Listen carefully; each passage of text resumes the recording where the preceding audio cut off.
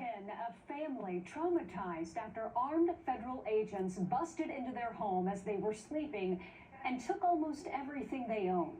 Problem is, they were not the people agents were supposed to be looking for. News 4's Spencer Humphrey is here with their frightening ordeal. Spencer, what's going on here? Yeah, well, get this. That family just moved here about 2 weeks ago from out of state, and this is how their life in Oklahoma got started. They say they told federal immigration agents they had the wrong people, but those agents kept treating them like criminals, even though they're all U.S. citizens. Fear. I did feel at times I was gonna die. So much fear. I kept praying. I said, God, please let me live through this moment. Humiliation. I was a zero. I was nothing. Pure disbelief.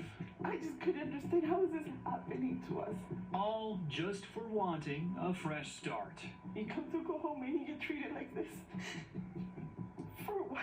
This woman, who we're calling Marissa, and her 3 daughters came to Oklahoma from Maryland looking for a slower, more affordable pace of life. They rented this house in a nice, seemingly safe northwest Oklahoma City neighborhood. Her husband planned to join them this past weekend, but any semblance they had of comfort went out the window when 20 men armed to the teeth busted through it Thursday morning. I don't know who they were. They had guns. It was dark. All the lights were off. They were federal agents, Marissa says, with the U.S. Marshals, ICE, and the FBI. And I kept asking them, like, who are you? What are you doing here? What's happening?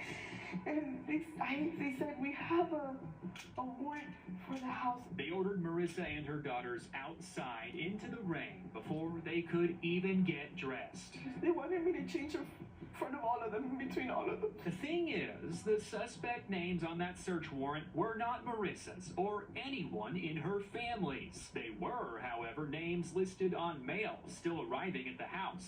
Former residents, perhaps. We just moved here from Maryland. We're citizens.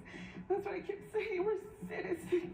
She says they didn't care. We weren't criminals. Were they treating us like criminals? We were here by ourselves and we didn't do anything. The agents ripped apart every square inch of the house, taking their phones, laptops, documents, and their life savings in cash as evidence. I think I have to feed my children. I'm gonna need gas money. I need to be able to get around.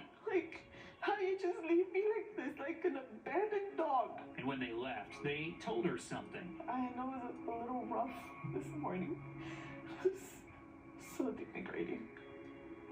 Like, you do all of this to a family, to women, your fellow citizens, and it was a little rough. You have literally traumatized me and my daughters for life.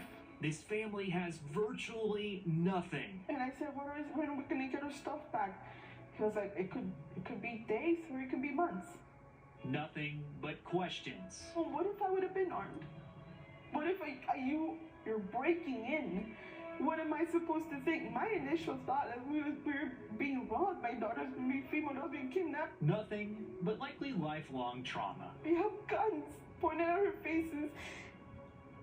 Can you just reprogram yourself and see us as humans, as women, a little bit of mercy, and care a little bit about your fellow human mate, about your fellow citizen, like fellow resident. We bleed too. We bleed just like anybody else bleeds. We were scared. You could see in our faces that we were terrified. Marissa says the agents refused to leave any contact information or business cards. She believes the agents wore logos connected to ICE, the U.S. Marshals Service, and the FBI. Today, the U.S. Marshals Service says their team was not involved. We also reached out to the FBI asking about that agency's level of involvement. Last week, they told us they assisted in this case. Late this afternoon, they told us they were not on the scene. They told us to contact Homeland Security, so we did. A spokesperson told us they would look into it and get back with us. So far, we've heard nothing. As for the family's phones, electronics, and cash, they have no idea which agency has their belongings or how to get them back.